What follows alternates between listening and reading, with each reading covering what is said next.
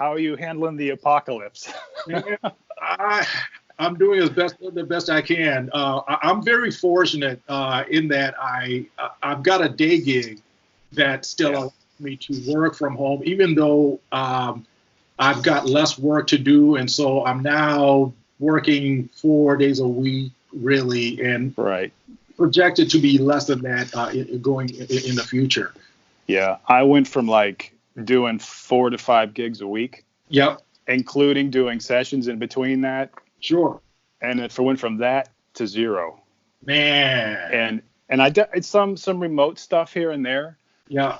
But I've been thinking about this whole thing and like how, venues might go out of business, but some bands that have been together for a while also might go out of business as well. Now, I don't just mean like mainstream bands. I mean bands that are like working bands doing corporate gigs, because we're not gigging. Yeah. Well, here's the thing, and I think at least the musicians that I talk to, particularly here in Chicago, nobody's really thinking about how we're going to come out of this. And my projection is it's going to take a while before the general public is ready to go to clubs and so even after the stay-at-home directive is lifted, I still see that it's going to be challenging for working musicians to keep working. Yeah, it also makes me start thinking about how artists really need to make sure that their music has value, because right now records are worthless. Yes. And since we're not gigging, it would have been nice to have been able to fall back on that. Absolutely. But now that's not there. And my hope is that after this, artists and maybe even big record labels will be like, hey, we probably need to be sure that artists are getting what they're due. Because you put a record out, what do you get? 10,000 plays and get half of a penny.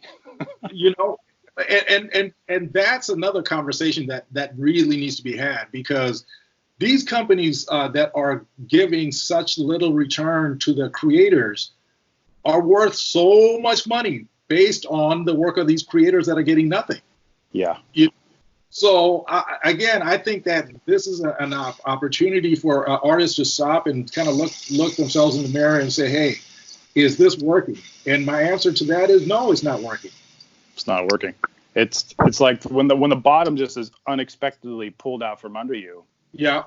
It's kind of a shame, because musicians, they put out a record and it doesn't really generate the funds that it should, so you have to go gig on it. Yeah. Can't gig. And I really don't foresee this getting back to normal probably for 6 months to a year, at least till there's a vaccine. Because if they say, hey, we're going to ease things in May, who's going to want to go do a show where there's like 1,000 people in the crowd? Right. It's just not going to happen. No, it's not. And the other thing that's happening is, just a few minutes ago, I got off the phone with a drummer who was talking about venues are tentatively trying to book for August and September, but they're pushing prices down because they feel that the attendance is going to be low. Yeah. So the people who can least afford it are the ones who are supposed to subsidize, these venues, and that is the musicians, by taking lower fees, which again, it doesn't work either, Yeah, and for me, I've got 3 people that live in my household that are very high risk. Yep. So when I'm out and about, I'm thinking about them. If I get sick and I bring it back, that could be pretty bad. Yeah. No, I've always felt, and like I say, I'm very lucky that I do have a day job. But even though I have a day job, I have a side hustle, which you and I were talking about, because I've always felt that as good as that is, I can't completely rely on it because anything can change.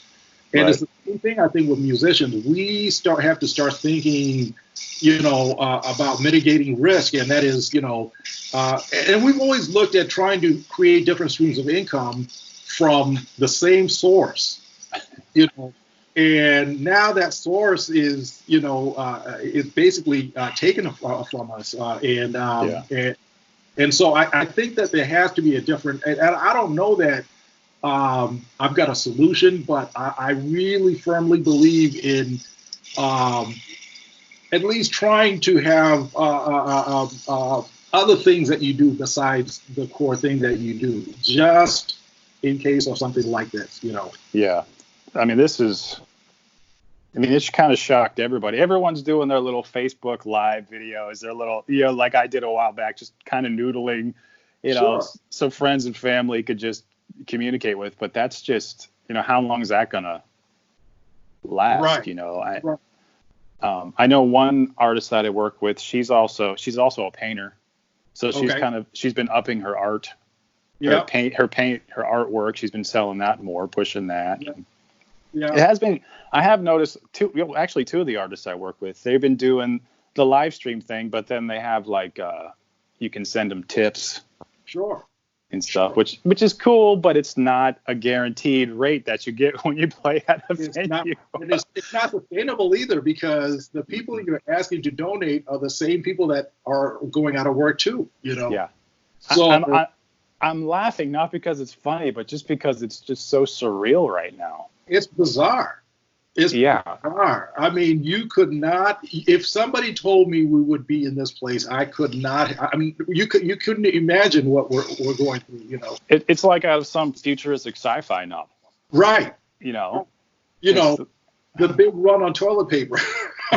I know, right? Yeah. Yeah, I went to Sam's Club and a while back, I did the quick run out there, and there was no toilet paper. We were at Costco and the shelves were bare. It was crazy. It was crazy. Yeah. All things.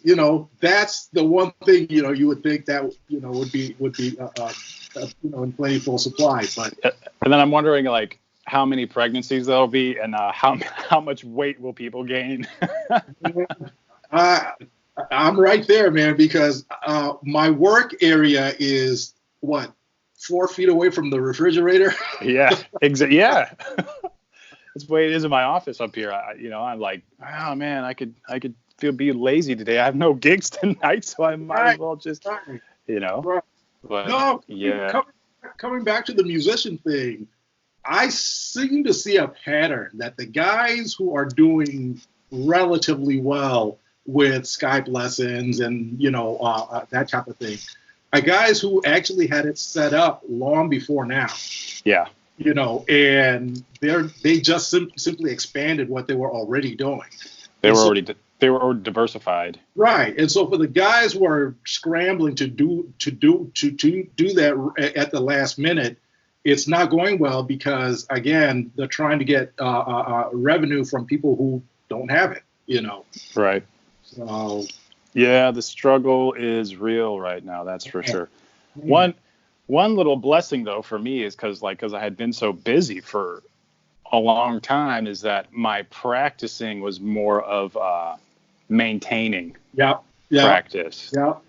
And with this free time, it's been like, wow, I've been woodshedding. I started finally writing a new record. That's great. Which will be very different from my past stuff. Cool. But yeah, so what have you been working on? I'm looking forward to it. As I told you, we have a rental that came vacant right as this thing was happening. So that's taken the lion's share of my free time. But I'm on the tail end of it. Once I get done with it, then I'll join you in the woodshed. And, on. And I'm intent on coming out of this and being able to point at certain skills that I've picked up that I didn't have before this thing. Right. I want to use this time wisely and be able to say, okay, I couldn't do this before, and because of the time I spent locked in the house, this is what I walked out. So yeah, it's been nice. It's been nice to be able to kind of sit down and read and play through a lot of new things. Yeah. Because before I'd always feel kind of, for a while with being how busy I was, I felt a little rushed because, you got new things coming at you and people want you to learn new material. Sure. So I only got to spend an hour really focusing on myself, which for me is like weird. I'm used to practicing for a long time every day.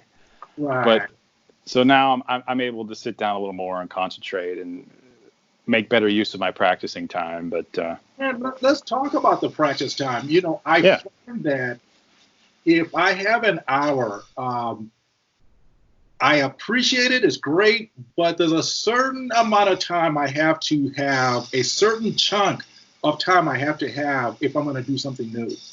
Right. It's tough to do something new if you have a limited amount of time for me. Do you feel like you have to play into something new when you practice? Like you have to start out for like a half hour or so, and then you can get into something new? I definitely have to. I can't go into the deep end. I've got to start at the kiddie pool. It's like your brain has to like switch over. Pretty much. And the other thing too is there's also the self-consciousness of knowing that my hands have to be warmed up, and I have to, basically I've got to establish an environment that makes me feel, okay, I'm comfortable now. Let me delve into something that I don't know. It's deep, man. Practicing, if you practice correctly. Yes. I know for me, when I'm practicing pretty deeply, when I'm done, I'm still like in that frame of mind, and it's hard for me to like talk to people. Right.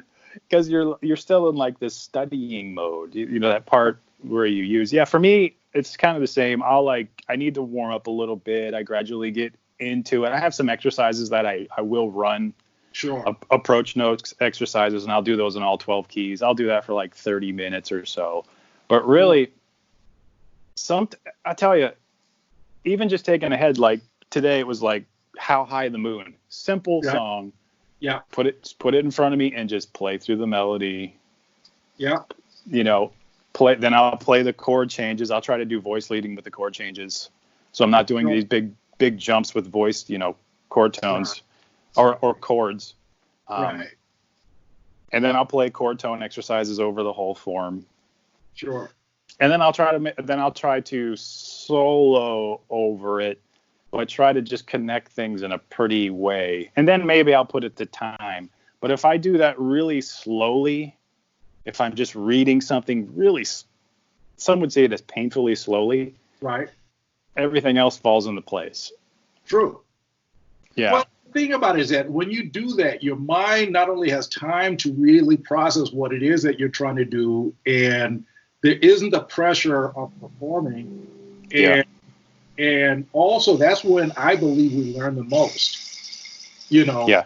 But we're so conditioned to playing as fast as we can, and that's at least for me, that's not where I learn. I learn most analyzing, thinking about what I'm doing, and in a way, kind of storing the feeling of what I'm playing, so that I can get it back at a later time, There is definitely a big difference between playing and practicing.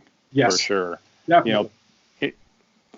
Our good friend Jeff Berlin always says, when you're playing, you're using what you already know. Sure. And you're not doing something new. Sure. You're not putting this new thing into your brain anymore. You're just doing what. I agree with that. And I hear guys all the time say, I've been playing for so many years and I practice every day, but I don't feel like I'm getting anywhere. And I know for sure that when they're practicing, it's actually they're just playing. Well, here's the thing. There is it depends on what they mean by practicing, because sometimes we as humans want to travel the path of least resistance. So we want to play the stuff that we know and we sound great. You come out of practice and you feel great. But if you're really practicing, man, you're not going to sound that great because you're not in the envelope, And you're going to play slow. It's going to be somewhat frustrating for some of the time, but that's where the learning happens. But if you're playing something you already are good at, the stuff you're not good at, you won't really get any better, Right. I've wanted to ask you this for a long time, but it has to do with your style as a player.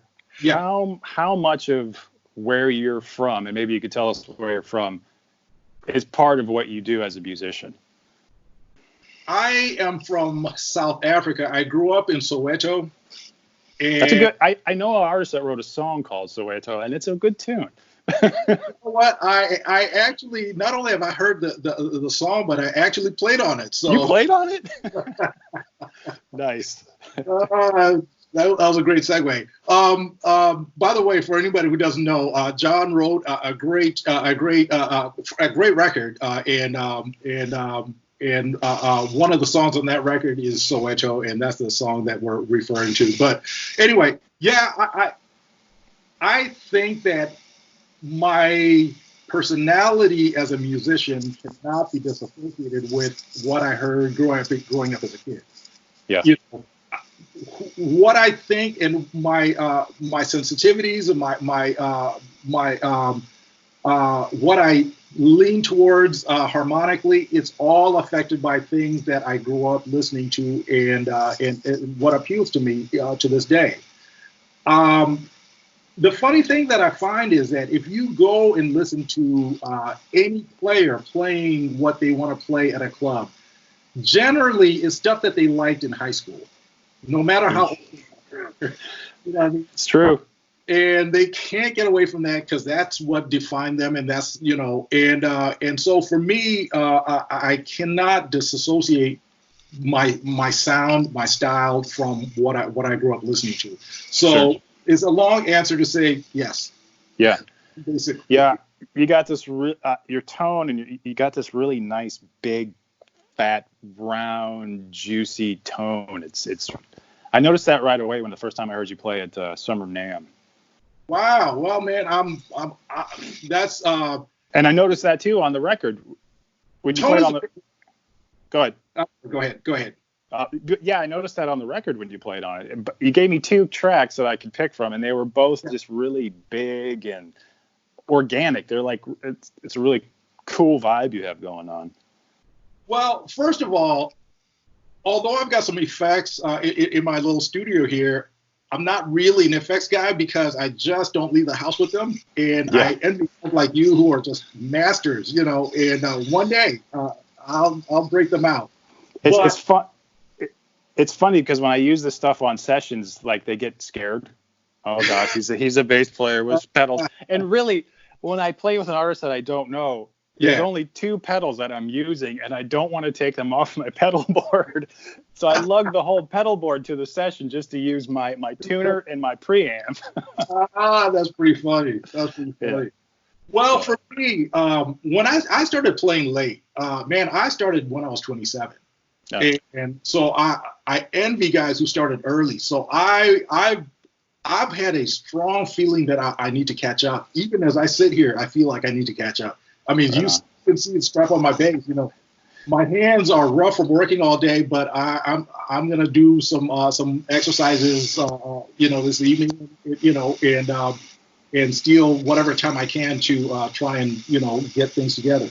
But what happened to me was I started at 27, and the guys that I really looked up to locally in my area where I was living in the Pacific Northwest, they were great players, man. I mean, they were funky. They had all these things, and they would let me sit in, even long before I really was qualified to sit in. And I recognized early on, the one thing that was an equalizer for me was if I paid attention to my tone, I can play as well as anybody tone-wise. Right. That's something I can fix right here, right now. Nobody has to give me lessons, So that's what I would do. I would make sure that if they let me sit in, I would ask to sit in immediately after the break. So I spent the entire break setting EQ, doing whatever I got to do, so that anytime I play my simple lines, they sounded great. You know. So I'm still in that mindset that tone is everything.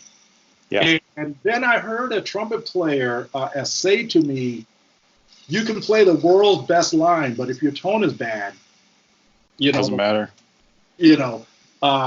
And so tone is very, very important. So I always do my best to sound as good as I possibly can, tone wise. And what I perceive to be a good tone is a big, full, round, warm tone. And of course, there are different requirements tonally from song to song. But your song, when I heard it, that's what I felt I could bring. And I also knew that I had to stay out of the way of whatever else was going to be laid on top. So I had to play in such a way that there was support there, and yet there was still enough room to do whatever else that was going to happen after the fact. Well, you definitely knocked it out of the park on the track, that's for sure. Man, Yeah. thank you. Yeah. That was probably one of the highest honors, being asked to play on a bass player's record by a bass player you admire greatly. I mean, to me, it gets no better, you know. Thank you. Absolutely. Thanks, man. Absolutely. Yeah. The tone thing. I know for me, it's funny if a bass is set up the way I like to play it, where I can actually, you know what I'm talking about. Oh yeah. It's amazing how we all have our own sound. Yeah. Like I could pick up your bass and you could still tell it was me. Right. And vice versa, because there's a specific way we touch the string. It's where we put it on the downbeat, or each beat, how we place the note. It's actually pretty amazing, really. I had a guitar player friend of mine, again in the Pacific Northwest. I was playing a gig, and he didn't know that I was playing. I was subbing that night, so he didn't know I was playing. He was in the parking lot, and he said he knew I was playing. Mm-hmm. I've had that happen to me too. Yeah. And here's a funny thing. I hadn't seen him and played with him in probably 15 to 20 years, and I sent him a copy of your record, and he knew what track I was on without even looking at the liner notes. That's awesome. So what you're saying is not only true, but it's one of the most amazing things about the instrument we play, that we all have our own unique voice, no matter the skill level, And I find that more with, I hate to say it, if guitar players hear this, they'll get upset. But I think bass players have that luxury a little more than guitar players do, because we play it's pretty naked when it sits in the mix. We're playing mostly a direct signal with nothing on it. True. So you have to have it together. You have to know what these things do and how they generate tone.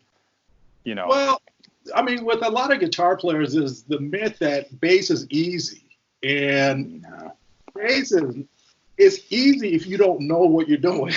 Yeah, and I think for Western music, it could be perceived as easy, right? Because it's roll in Western music. Or you'll hear the saying, well, it's only got 4 strings, so it's easier. But I know a lot of cellists and violin players that play 4 strings that can shred like.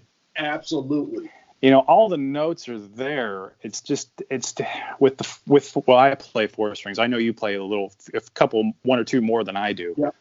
But all the notes are there, and you could play everything. It's just, I think for a lot of times, bass players miss it in harmony because they focus so much on a specific role they have, which is not a problem. I don't have nothing against that.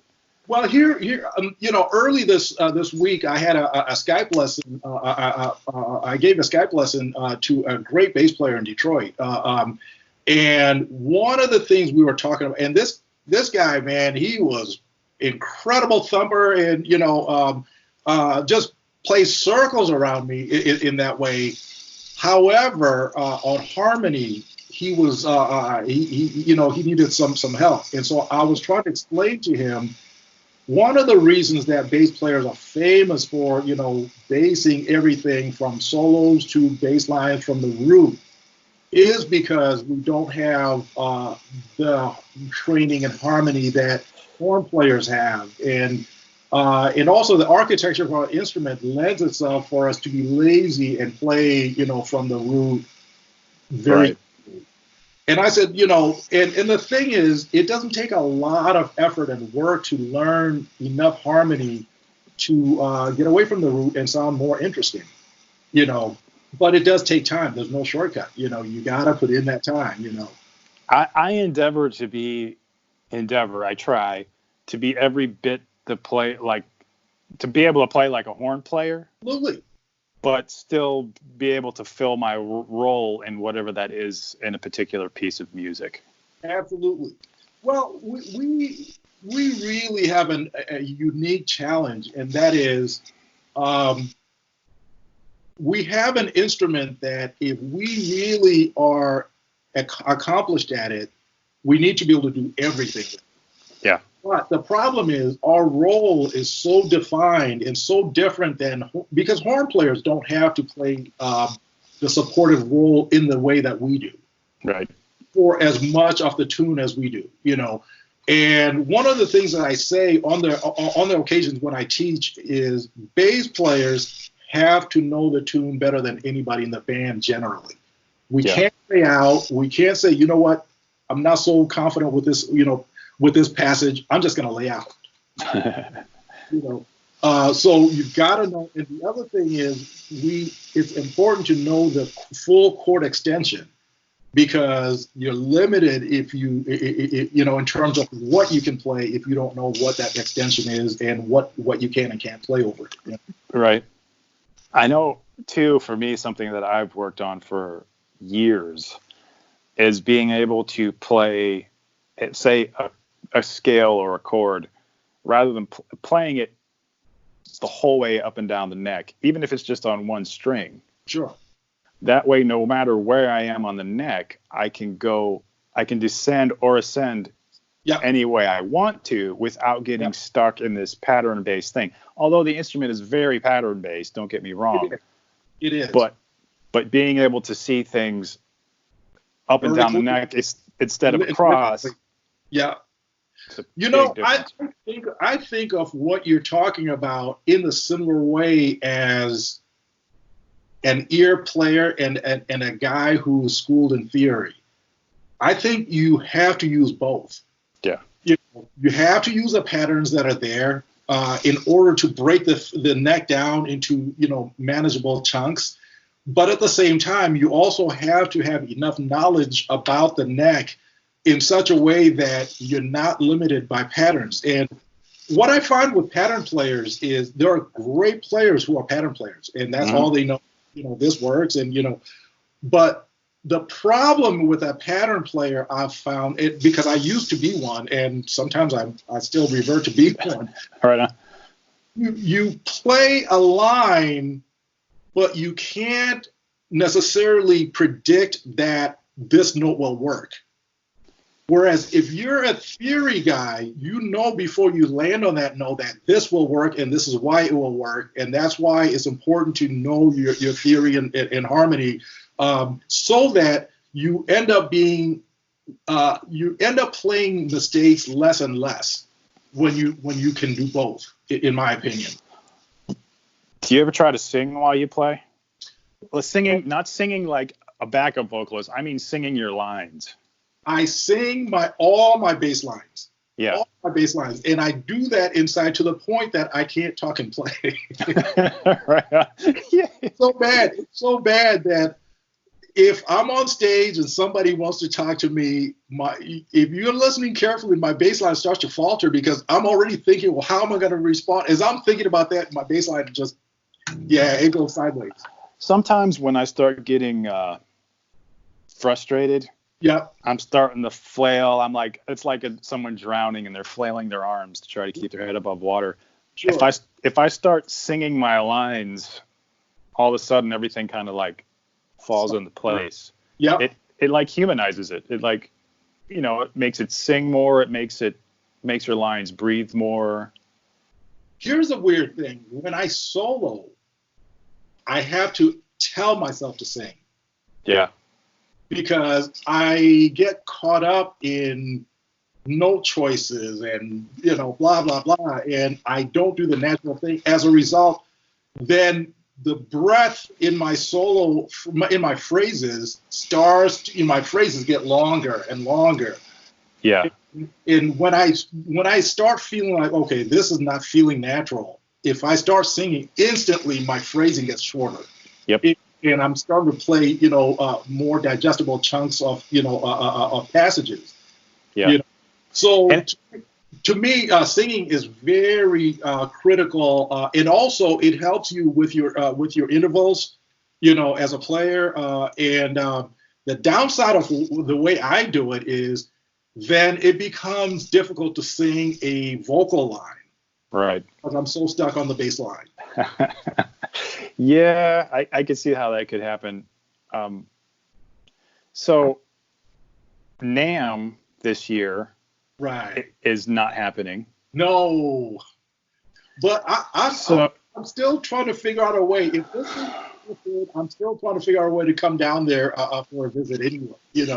So if this, if things settle down, I'll find a way to come down there and hang for a weekend. Cool. Yeah. Yeah, I kind of had a feeling, like I was wondering, and I was like, oh, I haven't seen so-and-so and this guy and that guy for a while, and it dawned on me, they're probably not going to have Summer NAMM. And it was the same day. Wow. The same day I found out it was canceled. So, I had an inkling that it was going to be canceled, because my first thought was the manufacturers cannot go through a month shutdown. Yeah. In a month or two, get it together enough to make the trip. It's just too much. Yeah. In fact, right now, some are just not going to make it in terms of business. They're not going to survive. Yeah. Yeah, it's kind of scary. I'm just wondering if Winter NAMM will have the same impact. Yeah, right now we are nobody knows anything right now. I mean, nobody can predict anything right now. Yeah, we're kind of in limbo. Yeah. And I always see it. For me, it's just catching up with people.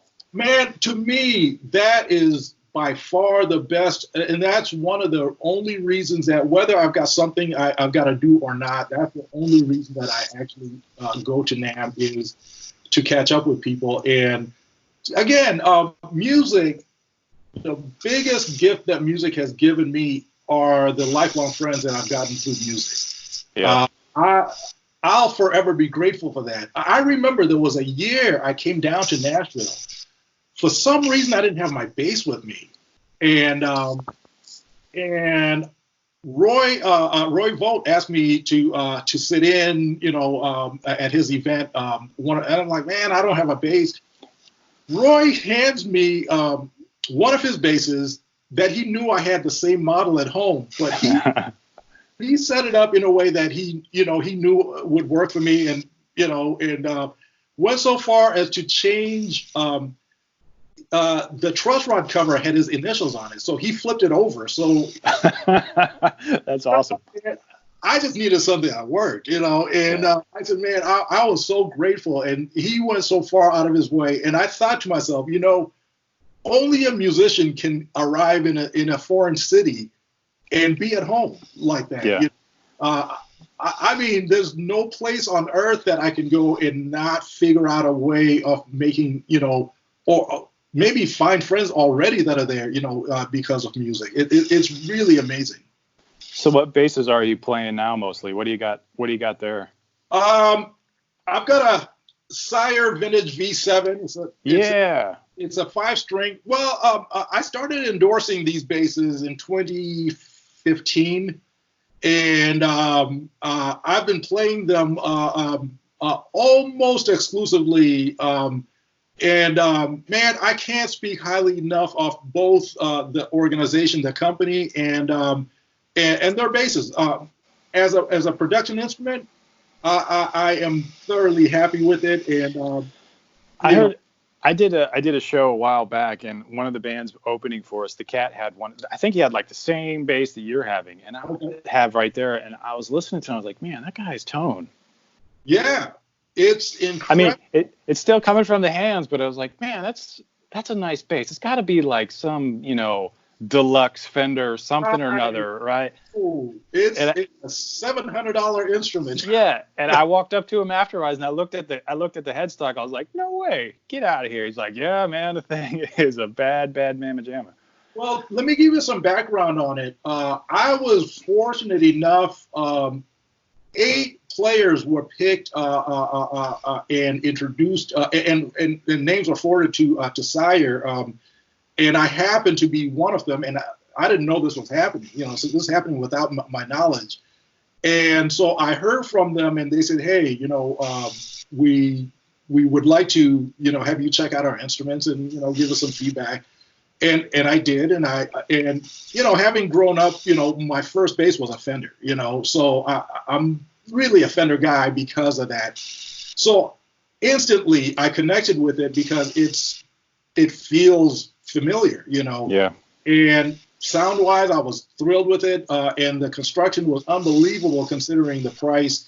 And so I responded and said, "Hey, this is a great bass. I like it. I think you guys are doing a nice job." And so basically, the 8 of us really did a lot to publicize the bass, because a lot of players are looking for an affordable instrument that they either can use on the road or as a backup or as a primary. In my case, I use it both as a primary.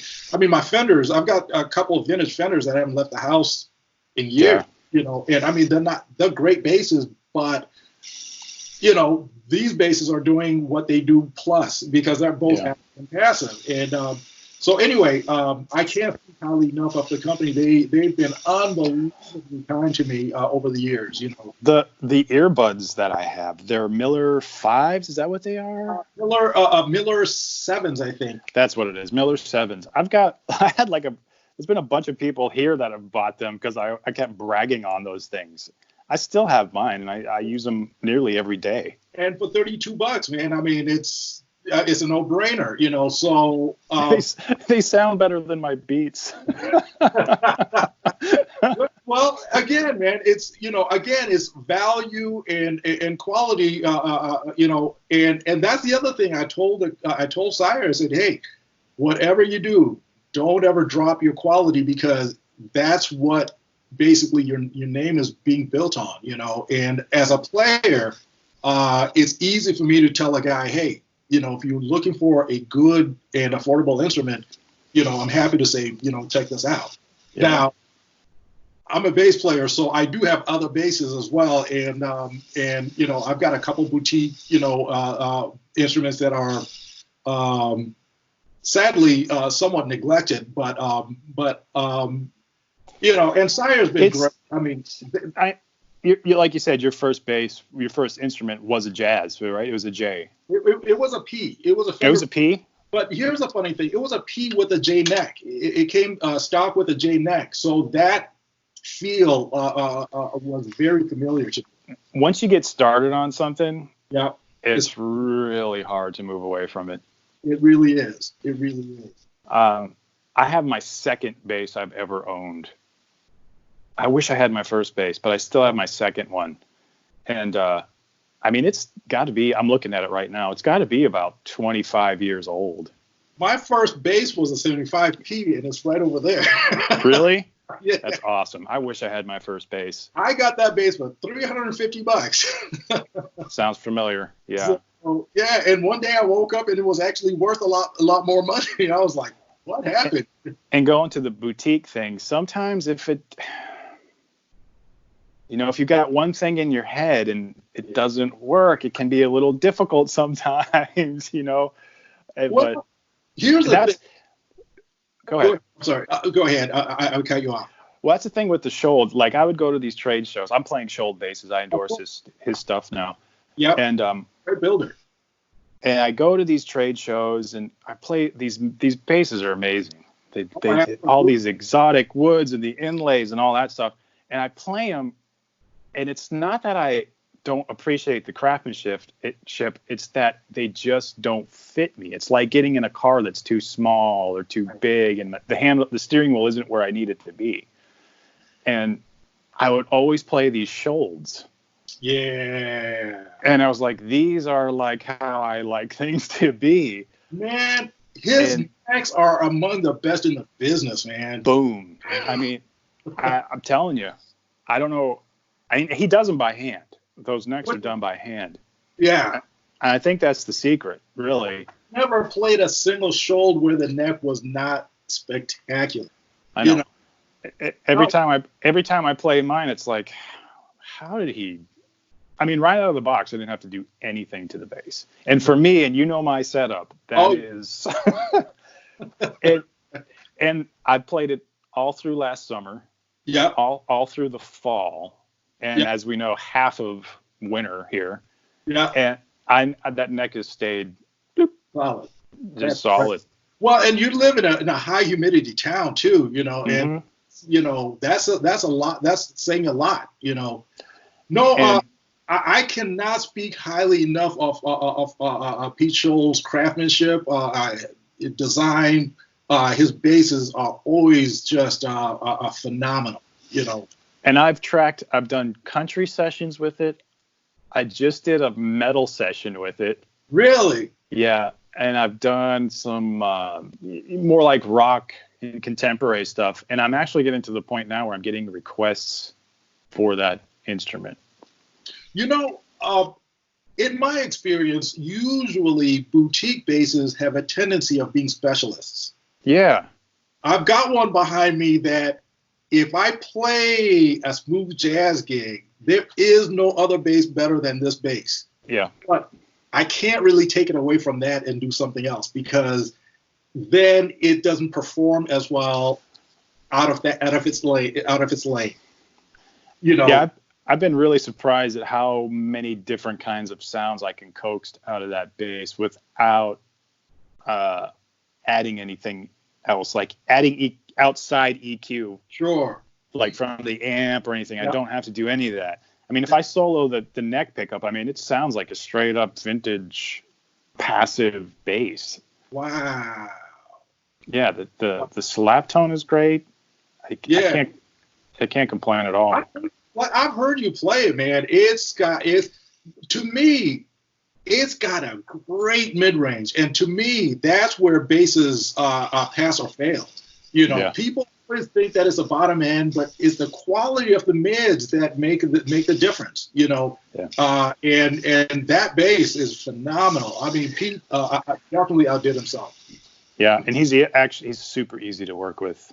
Yeah. Very down to earth guy. He'll send you updates if you got one on commission with him. He'll send you pictures and keep you up to date. And sure. Yeah, definitely a cool cat.